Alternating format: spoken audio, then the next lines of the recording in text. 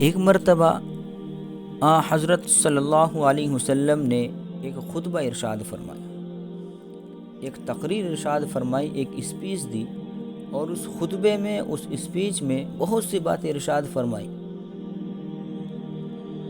یہ بات بھی ارشاد فرمائی، آپ صلی اللہ علیہ وسلم نے فرمایا کہ یہ بری بات ہے۔ کون سی بری بات ہے بھائی؟ غور سے سننا، اس بات کو غور سے سننا، آپ کی زندگی کو بدل دے گا۔ مکمل سننا اس بات کو۔ فرمایا یہ بری بات ہے۔ کون سی بری بات ہے؟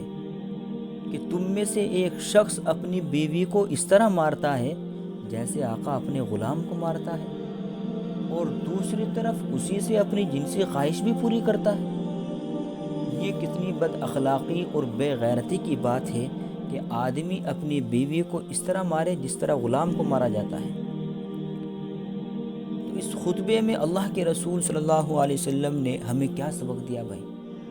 کیا حاصل کرنا ہے ہمیں؟ یہ سبق دیا ہے کہ بیوی کو مارنا بد اخلاقی ہے۔